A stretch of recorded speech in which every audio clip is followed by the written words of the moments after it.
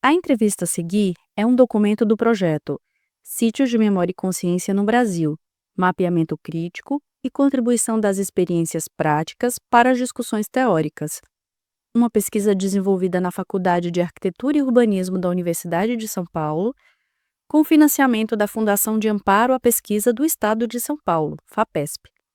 O projeto é desenvolvido pela historiadora e museóloga Ana Paula Brito, sob supervisão do professor Renato Cimbalista.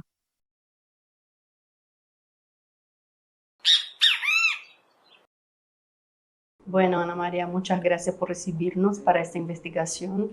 Quisiera primero preguntarte cómo define la tipología de esta institución. ¿Eso es un museo, un memorial, un centro de memoria, un centro cultural, un monumento o un sitio de memoria y conciencia? Es un centro de memoria, así está pensado y constituido.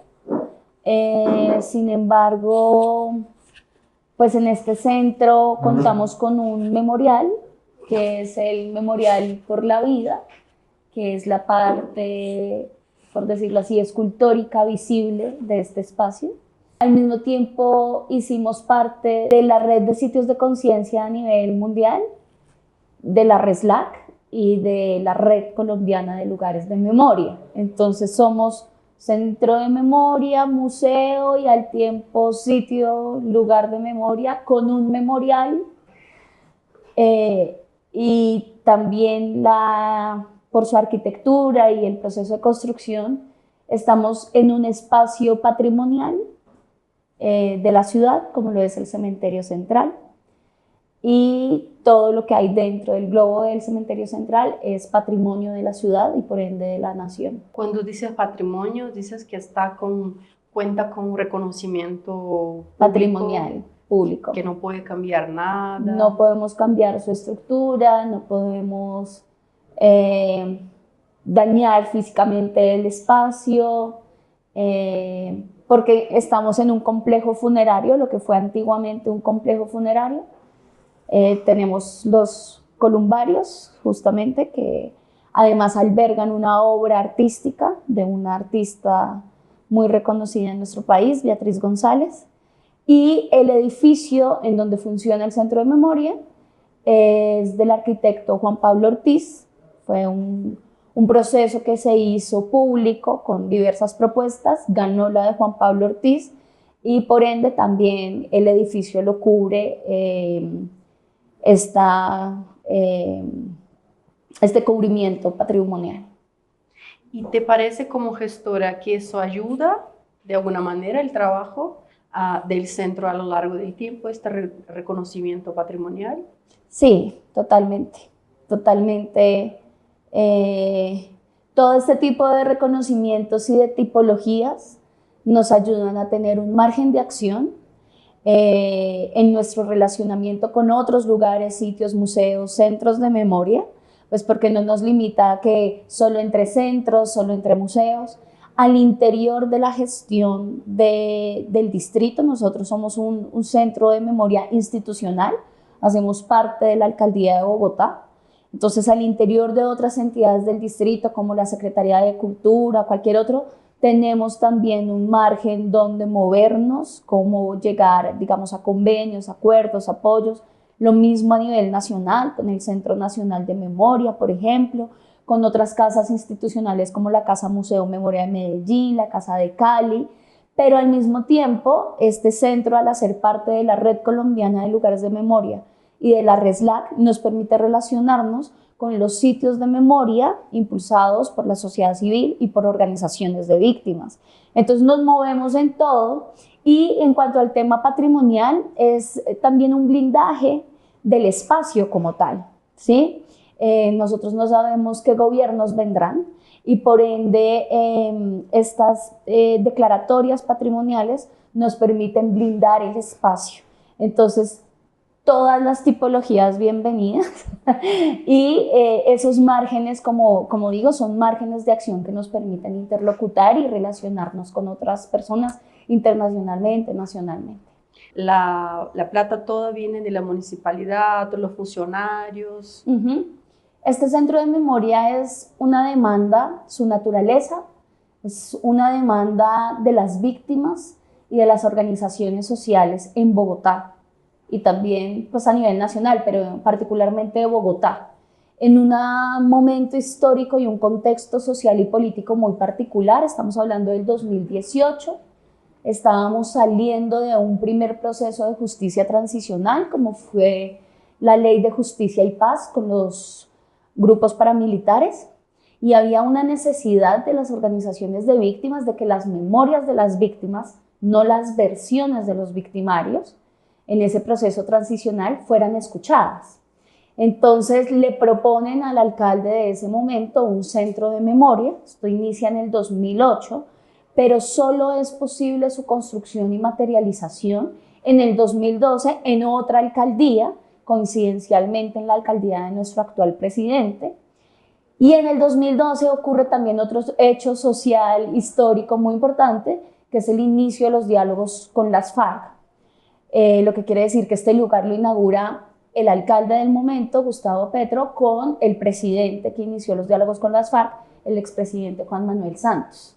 Por eso el centro de memoria no quedó solamente como centro de memoria, que iba a tener el otro nombre que era Centro de Memoria del Bicentenario, sino que termina llamándose Centro de Memoria Paz y Reconciliación, justamente por ese proceso de negociación y de paz que empezábamos.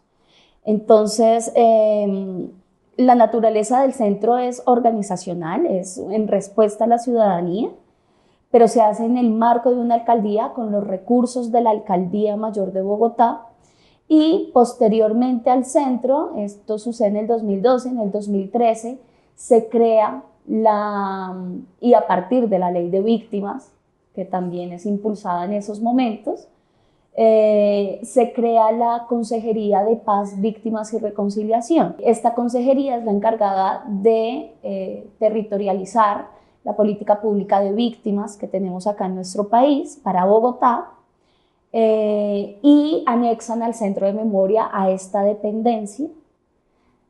Por lo tanto, sí, todos nuestros recursos son desde la Alcaldía Mayor de Bogotá para la consejería. La consejería tiene 3 direcciones, nosotras somos una de esas direcciones, y todo, el mantenimiento del espacio, los contratistas, los funcionarios, mi cargo, absolutamente todos los recursos vienen de allí.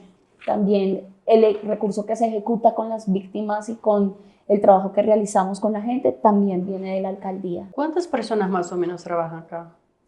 Acá trabajan 4 personas de planta, conmigo 5, 22 contratistas, y alcanzamos a unas 40 personas o 50 entre personal de seguridad y de servicios generales. Pues 77 personas. No, menos, 50 o 40 personas. Contando en los de servicios. Somos 22 más 5 contratistas. Ajá. Y completamos unos 50 casi aproximadamente entre guardas de seguridad y servicios generales. Porque tú atiendes no solo a este edificio que estamos del centro, sino también la área del cementerio. No, solamente este edificio. Lo que pasa es que los servicios generales son turnos, son bastantes. Acá tenemos jardinero, tenemos una figura que le decimos todero, tenemos personal de servicios generales para cafetería, aseo, ya ahí son como unos 8 o 10. Más los turnos de seguridad, que son turnos mañana y tarde. Entonces hay un monitoreo, hay unos en ciertos puntos y esos turnos se cambian. Entonces ahí ya nos aumenta todo el personal. ¿Cómo administras el centro? O sea, ¿tiene programas? ¿Tiene la área educativa? Bueno, este centro funciona conmigo a la dirección, con un equipo administrativo que se encarga de no solamente el mantenimiento de la sede, sino también todo lo administrativo, cuentas de cobro, operador logístico, en fin, metas, planeación, financiación, etc. Un equipo de comunicaciones transversal, que lo llamamos difusión y promoción de la memoria. Entonces ahí contamos con diseñadores, videógrafos, una community manager para nuestras redes sociales y 4 equipos misionales. El equipo de gestión del conocimiento, el equipo de memorias territoriales, el equipo de memoria y creación y el equipo de pedagogías de la memoria. Ya se me están olvidando. ¿Y cada uno de estas gente trabaja solo en su área o más que nada unos? Los equipos transversales, el administrativo y el de comunicaciones, trabajan con todos los equipos misionales. Y los 4 equipos misionales, pues sí trabajan entre ellos, pero obviamente tienen cada uno unas responsabilidades particulares. Pues como somos distrito e institución pública, tenemos un plan de desarrollo y en nuestro plan de desarrollo tenemos 2 metas amplias.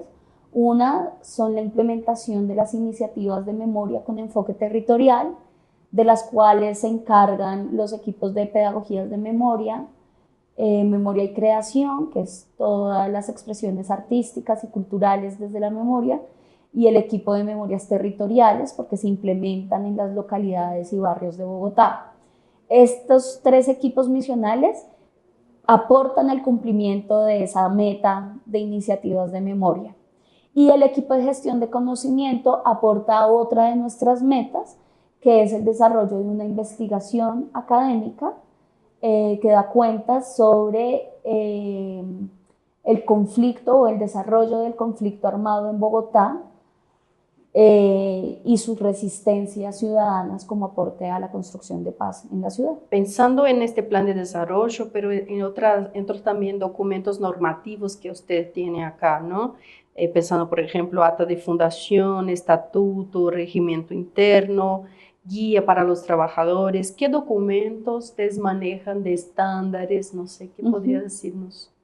Nosotros tenemos un documento histórico que cuentan, o varios documentos históricos que son publicaciones editoriales que cuentan el nacimiento de este lugar.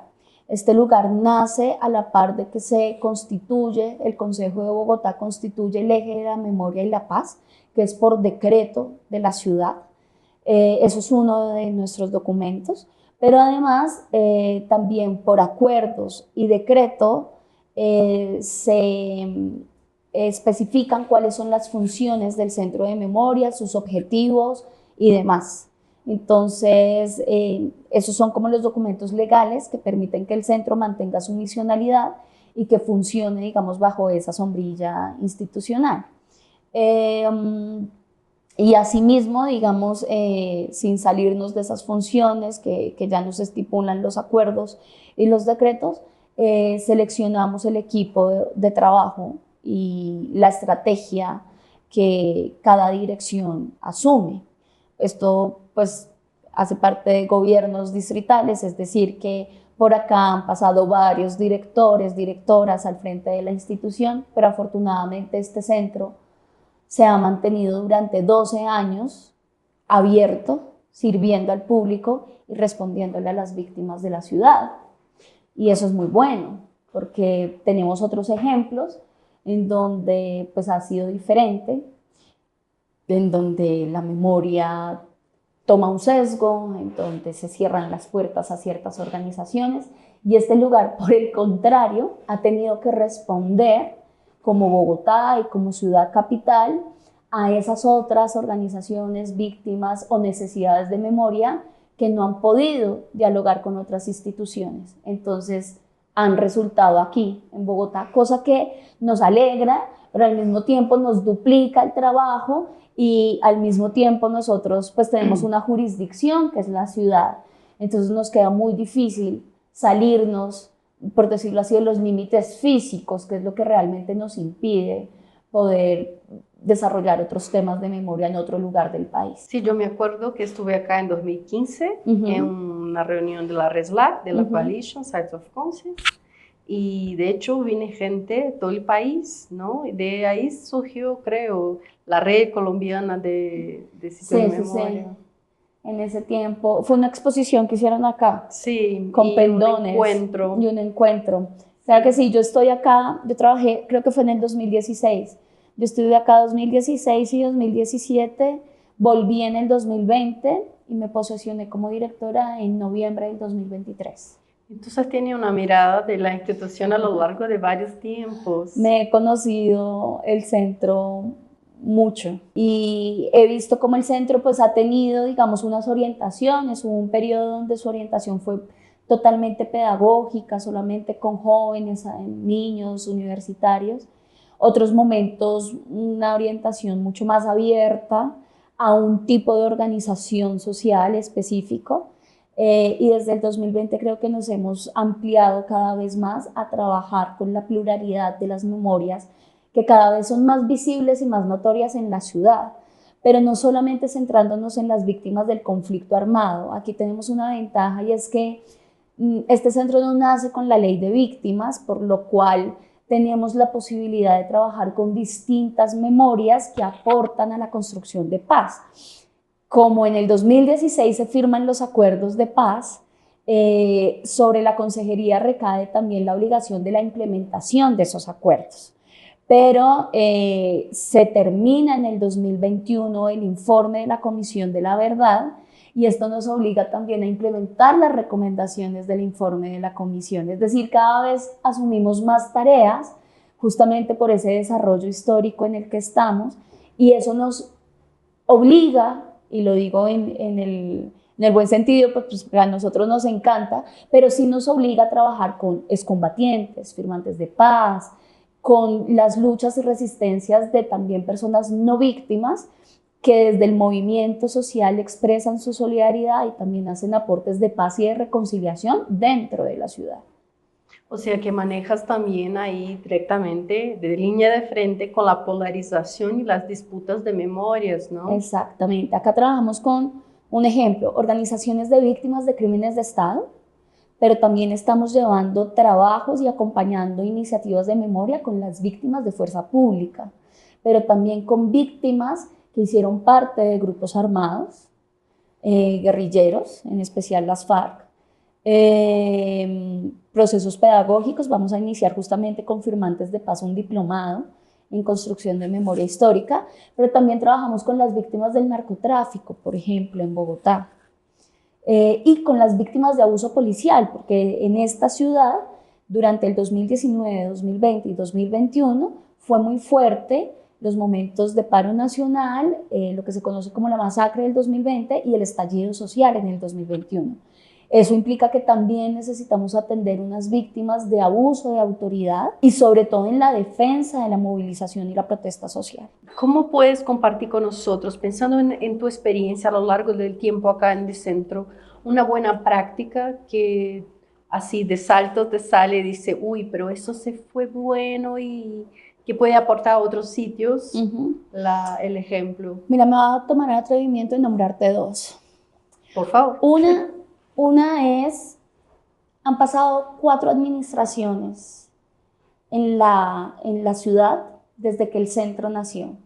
Y durante las 4 administraciones se ha mantenido un proyecto que se llama Bogotá, Cartografía de la Memoria, Bogotá Ciudad Memoria, ¿sí? Que es un ejercicio cartográfico sobre Bogotá, que inició como una iniciativa de víctimas, pero que este centro la acogió institucionalmente y que se ha ido alimentando con el tiempo. Ya estamos en su 5ª edición de la cartografía.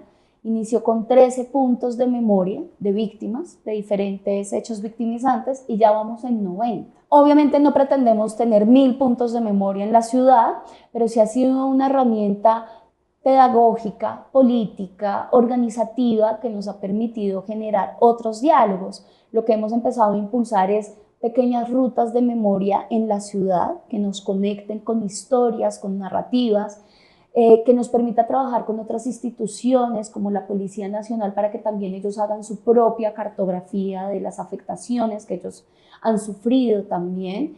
Y entonces ahí nos movemos con la cartografía Bogotá Ciudad Memoria. Actualmente tiene 90 puntos que dan cuenta de los lugares de acontecimiento que hay en la ciudad, por toda la ciudad, los lugares de conmemoración, estamos hablando de lugares de memoria, placas, monumentos, etcétera, y los lugares de movilización social. Estamos trabajando ahorita en ello. Esta cartografía lo que hicimos fue atarla al proceso investigativo que estamos llevando, pues para que también en otra futura administración no se pierda toda esta información durante todos estos años, sino por lo contrario esté ahí. Y el segunda buena práctica, que en términos de práctica la cartografía resulta siendo un ejercicio territorial, geográfico de la memoria. Y la segunda práctica tiene que ver con un ejercicio conmemorativo que se expresa en una acción pública con las víctimas de desaparición forzada en nuestra ciudad y se llama Ausentes Estrellas Presentes. Y esta práctica nos habla de dos cosas. Uno, que los ejercicios conmemorativos en los temas de memoria no siempre se deben quedar en lo simbólico. También es posible vincular saberes como el científico. Y este proyecto de Ausentes Estrellas Presentes es un proyecto que vinculó a 2 organizaciones de víctimas de desaparición forzada, históricas en Colombia, además, pues porque la ventaja de estar en Bogotá es que está la sede de organizaciones de todo el país. Pero son 2 organizaciones, desde la más antigua hasta las más recientes, trabajando en nombrar las estrellas del cielo con los nombres de los desaparecidos. Y lo podíamos hacer en un acto simbólico, pero decidimos aliarnos con el Planetario Distrital. Y desde el Planetario Distrital empezaron a formarnos a nosotros como trabajadores del Centro de Memoria, pero también a las víctimas en astronomía.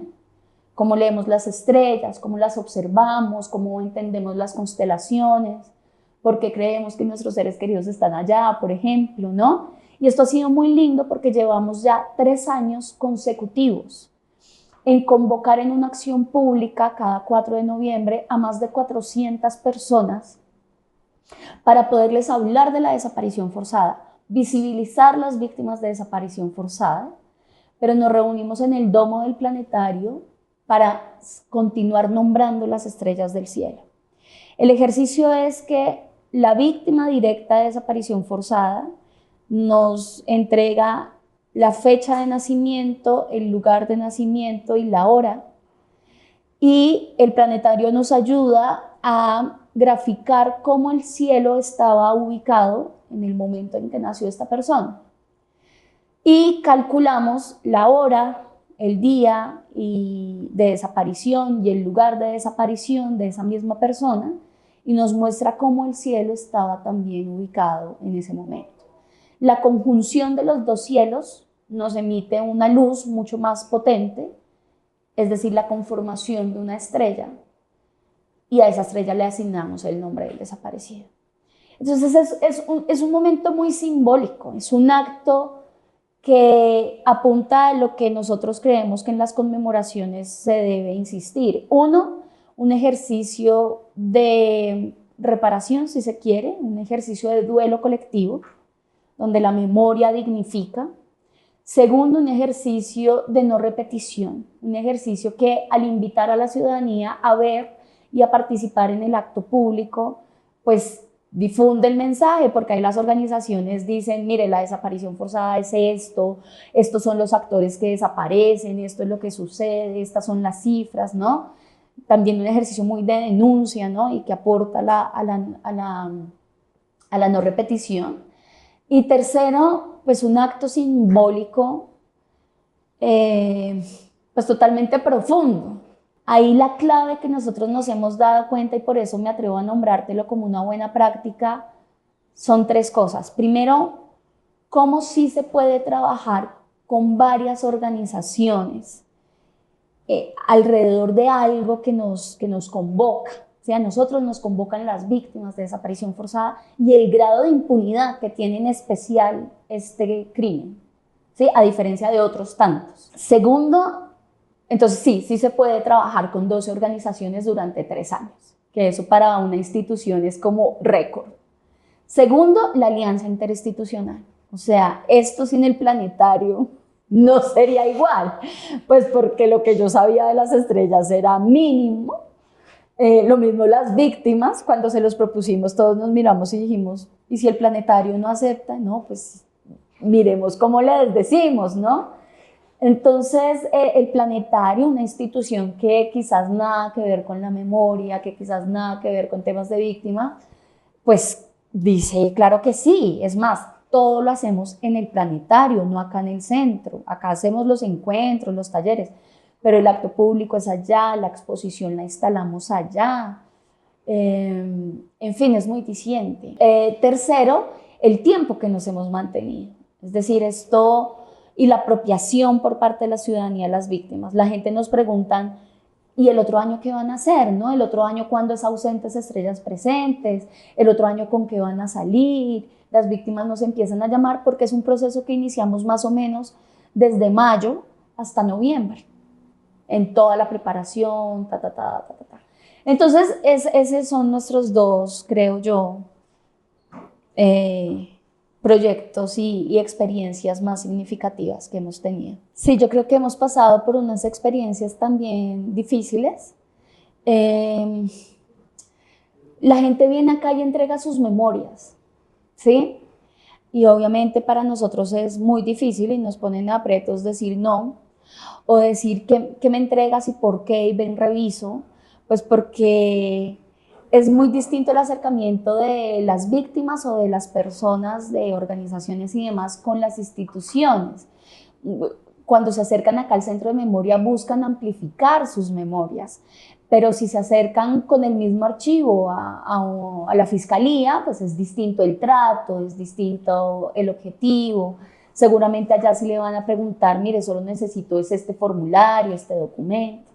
Y nos pasó en cierta ocasión que llegaron con un archivo a decirnos, miren, les entregamos este archivo, úsenlo, expongan.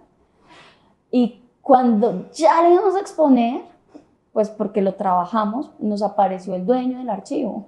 Los dueños, además, eran dos organizaciones. Y pues claro, muy molestos por el uso de sus imágenes, de sus archivos, de sus memorias, sin el aporte de ellos. Y vincularlos implicó también, pues primero solucionar un problema entre ellos, entonces terminamos como mediadores de un conflicto, cosa que nos extiende el tiempo, nos extiende los recursos, Entonces hemos ido ahí aprendiendo de qué manera todas las memorias sí son recibidas, pero sí necesariamente pues tenemos que cubrir, herir susceptibilidades, revictimizar a otros grupos, hacer uso de los archivos con muchísimo cuidado, y saber que muy posiblemente nos enfrentamos también a ser mediadores, gestores de paz, si se quieren, ¿no? Pues para reconstruir también el tejido que se rompe entre organizaciones. Y aunque no es nuestro propósito, pues porque para eso hay casas de justicia, en fin, pues sabemos que eso implica el trabajo. Entonces creo que eso fue una lección aprendida. Hay que preguntar, hay que, con respeto, no necesariamente para decirle no, esta memoria no te puedo recibir esto, sino sí te lo recibo, pero ven, miremos, dígame, dime de dónde viene este archivo, si tú lo puedes utilizar, si se va a afectar a otra organización, con toda sinceridad, nosotros podemos entablar el diálogo con esa otra organización, no hay problema, pero sí tener mucho más cuidado en esa comunicación inicial.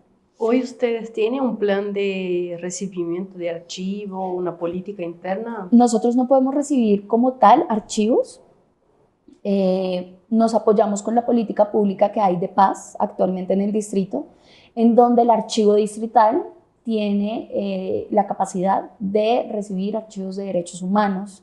Nosotros direccionamos hacia allá esos archivos de derechos humanos, pero al interior obviamente sí hay unas políticas y unos formatos de recibo tales cuadros de exposición, tales autores, tal obra, actas, listados de asistencia, o sea, es una institución, entonces la burocracia funciona. Sí, es importante, ¿verdad? Exactamente, claro, pero eso también nos blinda, o sea, es un trámite que hay que hacer, es un formato que hay que llenar, pero es pues lo que nos blinda ante cualquier. En Brasil, las instituciones como esta y museos tienen que tener, se llama plan museológico. que tú tienes la línea de gestión y las administraciones de cada programa, ¿no? Ujú. Acá no hay parecido, ¿verdad? En Colombia. Acá nosotros tenemos, bueno, no sé en Colombia las otras casas cómo funcionan, los otros museos y centros, pero acá nosotros tenemos un procedimiento en donde sí o sí tenemos que crear un plan operativo anual de trabajo. Cada equipo lo tiene que construir y lo tiene que cumplir y lo tiene que desarrollar. Obviamente esto bajo la sombrilla de las metas que tenemos que cumplir como sector, como distrito, en plan de desarrollo, ¿sí? Todo tiene que estar totalmente armonizado, el plan de trabajo con esas grandes metas. Y en cuanto a las salas expositivas y demás, lo que estamos construyendo justamente en este momento, que no existía en este centro, son unas políticas curatoriales y museográficas, porque si bien no somos museo, sí tenemos unos espacios de exposición y sí recibimos exposiciones internacionales y nacionales y de organizaciones que sí nos implican, digamos, tener unos criterios de por qué está así, por qué está no, y también poder tener la construcción o los lineamientos para la construcción de guiones curatoriales que nos permitan cumplir con la misionalidad que tenemos. Entonces estamos en la construcción de esas políticas museográficas y curatoriales que ahorita justamente las estamos aplicando en este momento con el cronograma de exposiciones que tenemos, pero las vamos a aplicar de manera mucho más directa y concreta con nuestra próxima exposición permanente, que estamos en proceso pues, administrativo de sacarla adelante. Entonces, usted tiene una exposición permanente y Sí. varias exposiciones temporales. Sí, tenemos una sala de exposición permanente y una sala de exposición temporal. Usamos otros espacios no convencionales, los llamamos, como el memorial o los pasillos, para poner otro tipo de exposiciones un poco más pequeñas, en menor tiempo, que no son exposiciones, son como muestras. Pero la exposición temporal y la sala de exposición permanente sí van a tener, digamos, este ojo de la política curatorial y museográfica. Y esto lo aprendimos porque durante todo el año pasado se albergó en este lugar la primera itinerancia de la exposición del informe final de la Comisión de la Verdad. Y esto nos hizo pensar en muchas cosas. Nos hizo pensar que era necesario ir trabajando, ir consolidando un equipo de mediación para todo el centro de memoria y para las exposiciones, y al mismo tiempo la necesidad de estas políticas que te cuento. Entonces eso fue un aprendizaje grandísimo tener esa exposición acá, porque definitivamente sí es algo muy particular dentro del centro. Ana, yo me acuerdo también que el centro ha pasado por un momento difícil en alguna gestión, que ahora no me acuerdo el año y el nombre de la persona, que incluso lo hice con que el centro saliera de la coalición. No fue este centro, fue el Centro Nacional de Memoria Histórica. Centro Nacional de Memoria Sí. Histórica. Este centro siempre ha hecho parte de la coalición. Es más, aquí la persona regional es Darío Colmenares. Con Darío pues tenemos excelentísima relación. El año pasado trabajamos mucho con la coalición, hicimos un foro internacional justamente a propósito tengo las manos resecas, de la Comisión de la Verdad. Próximo a salir el informe, realizamos ese evento de cómo dialogaba el informe de la comisión con los centros y lugares de memoria. Entonces se conectó la mayoría de gente de la RESLAC, se conectó algunos lugares de memoria de Sudáfrica, por ejemplo, sobre todo los que habían tenido también comisiones de la verdad. Y pudimos compartir ahí un debate muy interesante sobre los archivos, que iban a suceder con los archivos de memoria, con los desclasificados, en fin, varias cosas. Pero fue el Centro Nacional el que salió de la comisión, de la coalición, ya volvió a entrar justamente con el cambio. Estaba Darío Acevedo antes, ahorita está María Gaitán, y justamente apenas entra María, ella solicita de nuevo, primero a la Red Colombiana, después se escaló a la RESLAC y lo escalaron a la coalición. Tanto así que quienes votamos, yo estuve ya para ese momento en las votaciones, estuvo la representante de la Red Colombiana, estuve yo como Centro Memoria Bogotá, vino Verónica Torras de Verdad Abierta, de Memoria Abierta, y vino Darío Colmenares. Y ahí tuvimos una reunión con María y se volvió a vincular el centro. Porque ahí fue un problema de negacionismo histórico, ¿no? Exactamente, las víctimas tuvieron que ir al centro y retirar sus archivos del Centro Nacional de Memoria. Pero eso fue con Darío Acevedo, estaba de presidente, el expresidente Iván Duque. Tú hablaste de procesos difíciles. El centro trabaja con memorias complejas de violencias. Y el caso de Colombia todavía la violencia sigue, el proceso de paz, ¿no? Todavía no ha sido completo. Y estoy tratando de hablar con las instituciones también sobre los daños psicológicos y las afectaciones que nosotros que trabajamos en estos temas sufrimos, ¿no? Y pasamos. Muchos sitios tienen eso muy claro, otros en proceso. ¿Cómo es el proceso acá en el centro? ¿Tiene alguna relación con asistencias psicológicas? Si no para ustedes, trabajadores, para las víctimas que se involucren con ustedes. ¿Cómo es el tema de la salud mental? Bueno, acá tenemos la ventaja de que hacemos parte de la consejería. Una de las direcciones de la consejería es la Dirección de Reparación Integral, donde la mayoría de sus integrantes son... pues prestan una asistencia psicosocial, tanto para las víctimas y si es necesario, pues para las personas quienes trabajamos.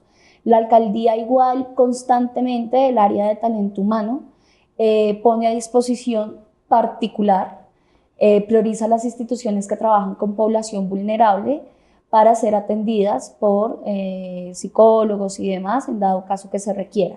Entonces, si aquí algún trabajador me dice, mira, necesito urgente, yo llamo a talento humano y talento humano ya se encarga, digamos, de que el contratista o el funcionario tenga la asistencia que requiere, pero, sin embargo, dentro de nuestro personal, pues aparte de seleccionarlo teniendo en cuenta que estos temas lo vinculen, lo muevan también, lo unan políticamente con la misionalidad de este lugar, por aquello de que el compromiso hace que la gente entienda y valore la importancia de lo que hacemos.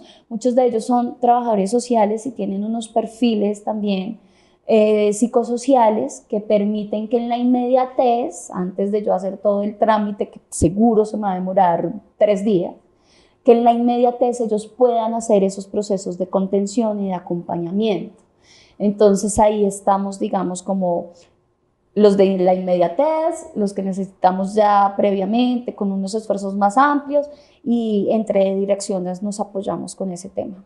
Qué bien, entonces tienen la mirada ahí esto. Claro, sabemos que, mira, yo digo que este lugar hay que cuidarlo, porque más que hacer un trabajo de dirección es guardar también, ser guardianes de este espacio, en 3 dimensiones, una dimensión política y social, y es que esto tiene sentido en tanto las organizaciones y la gente sepan que el centro está ahí y que pueden hacer cosas con el centro. Esta es la única manera de que este centro no cierre, no clausure, no lleguen a hacer otra cosa que no sea lo que hemos hecho durante tantos años. Entonces, mantener este centro desde lo político y lo social implica un trabajo diario con las organizaciones, un trabajo concreto de qué es lo que vamos a hacer, etcétera, etcétera. Todo lo que hacemos todos los días, conmemoraciones, visitas guiadas, todo. Hay que mantenerlo físicamente porque tenemos una sede, una estructura que además es subterránea, en un cementerio. Entonces, acá sufrimos de goteras, sufrimos de roedores, de culebritas sabaneras, de que la hierba crece más rápido, de que se rompe un tubo, de 1000 cosas, ¿sí? Y hay que mantenerlo. Y obviamente el distrito nos ayuda con esto, ¿no? O sea, yo tengo que llamar, se me rompió un tubo, me mandan al técnico, me mandan a... Pero también hay que mantenerlo espiritualmente, ¿sí? Todo el tiempo evocamos la memoria de los que no están. Y en este lugar se hizo una excavación de lo que era antes el cementerio de los pobres, es decir, Acá, yo nunca los he visto, pero acá la gente dice que ha visto fantasmas, que siente la energía, que, en fin. Para mí es mantener este lugar como un lugar de, no de luto, porque la memoria es todo lo contrario, es más bien un lugar donde la vida agarra fuerza y donde todo el tiempo pensamos en los que no están para reafirmarnos en que nos debemos humanizar cada vez más, en que en que detrás de cada hecho violento y cada víctima hay una lucha.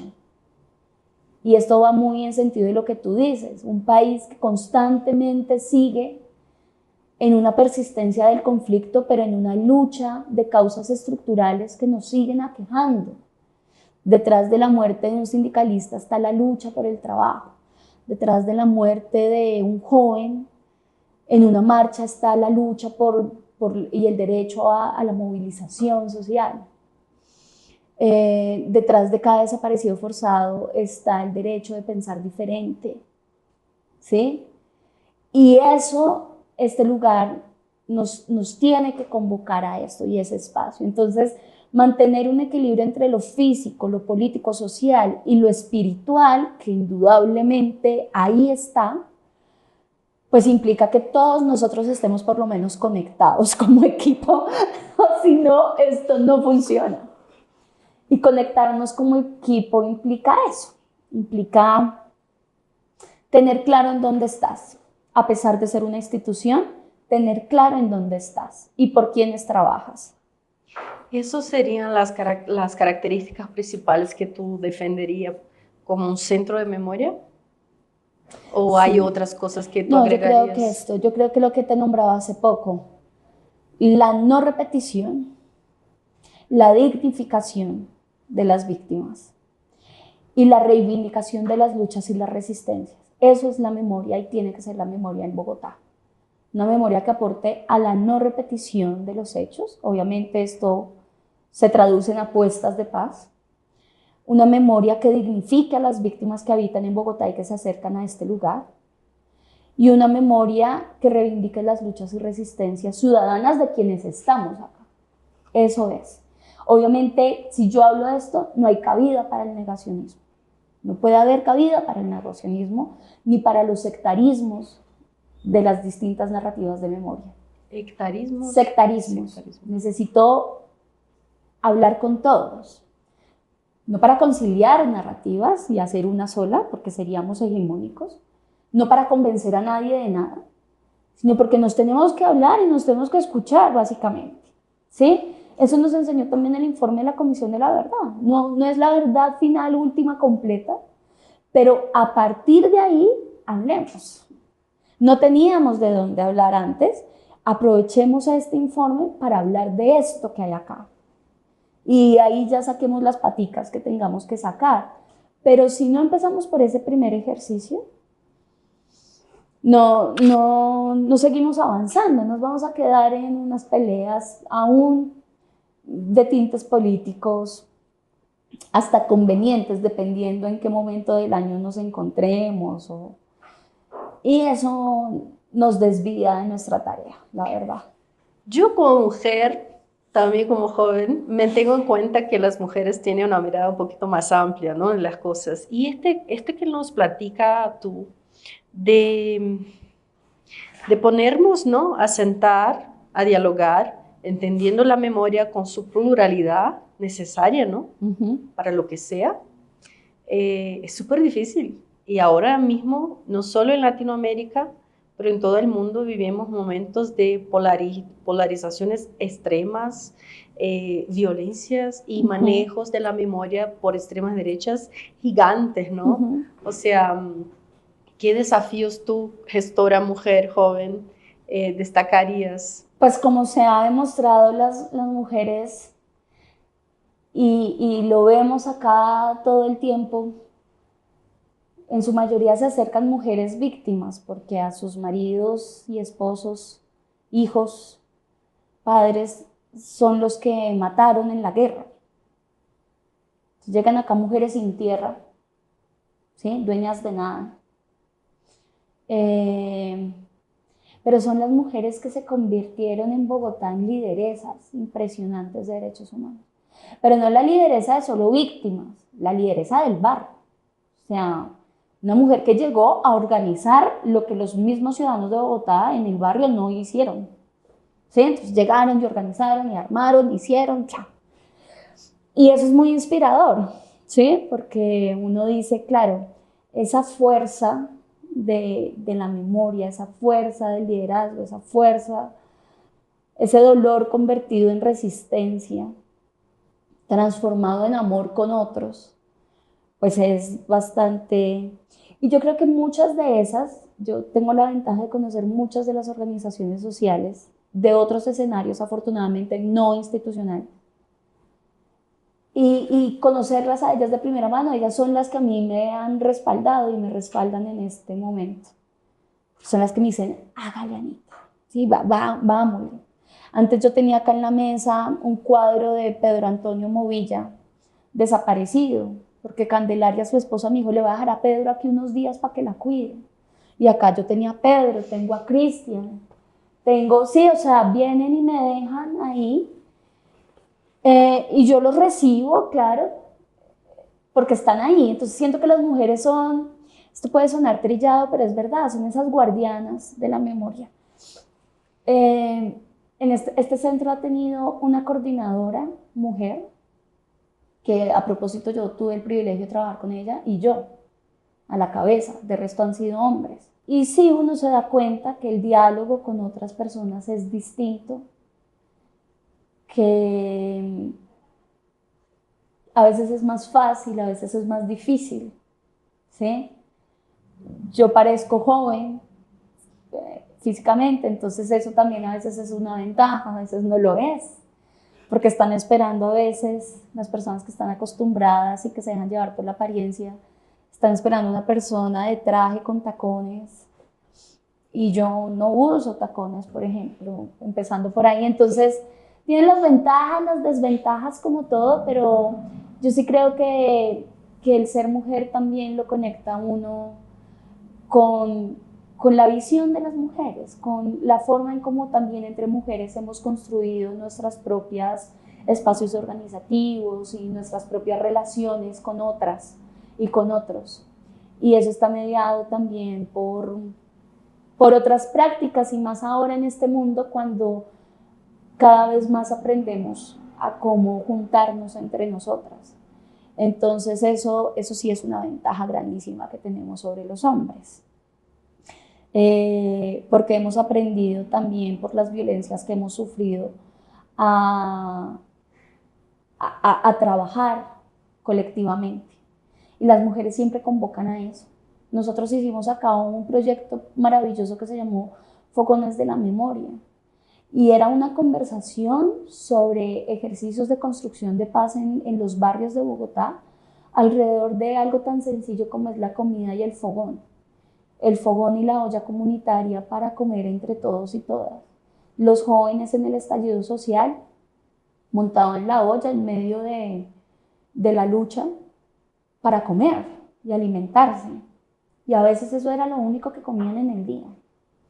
Es como alrededor de un fogón, y el compartir la comida y de compartir la palabra y del cuidado, que de eso sabemos tanto nosotras, también se construye memoria. Entonces eso me parece maravilloso. Y acá tenemos el fogón y lo prendemos así como no hay para refrigerios, pues usted media aguapanela, usted trae las hierbitas y montamos la olla y lo compartimos. Y yo creo que eso nos acerca más a lo que realmente son las memorias vivas, que se gestan en lo popular y en lo comunitario. Acá no vas a encontrar en este lugar, y yo estoy convencida de eso, por más directora que sea y los esfuerzos que yo haga, que acá yo no puedo contener todas las memorias, porque las memorias están afuera en la gente, ¿sí? Si yo acá contuviera todas las memorias, seguro voy a cometer el error de no vincular una, o de dejar por fuera un montón, de solo tener una narrativa. Me va a traer más problemas. Pero cuando pienso en que las memorias están allá y que este lugar, más que un lugar, es un instrumento, se me soluciona la mitad de las cosas. O se reconoce la limitación del trabajo, ¿no? Sí, El totalmente. centro. Si tuvieras que definir qué es un sitio de memoria y conciencia, ¿qué dirías? ¿Qué es un sitio de conciencia? Es un lugar de futuro, de presente y de futuro. Ese es un lugar de conciencia, un lugar de presente y de futuro, donde tú llegas. Yo creo que la memoria nos habla más del presente que del pasado.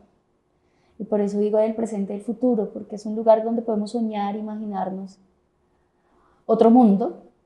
Y yo en eso todavía guardo la esperanza de que, aún con el fascismo que tenemos en este mundo, guardo la esperanza de que lo podemos cambiar, podemos, como decía Flores Magón, derribar este mundo y crear otro nuevo. Pero es un lugar de presente, es un lugar que me obliga a hacer algo. Yo creo en la memoria hecha acción, en la memoria colectiva hecha acción, hecha palabra, hecha vida, hecha con los nuestros atrás, obviamente, y en el corazón, sin soltarlos, porque son los que nos dan la fuerza, pero es acá, porque si tú crees que ya fue, o estás esperando que el otro venga y lo haga más adelante, no, es acá. Y creo que cada vez que una persona viaja a cualquier lugar del mundo y se encuentra un sitio, tiene esa conexión del presente, y es la primera pregunta que tú te haces: ¿y yo aquí qué? En esta historia, ¿qué hago? ¿Sí? ¿Yo aquí cómo cuento? ¿Solo vine visitante o esto a qué me invita, con qué me confronta?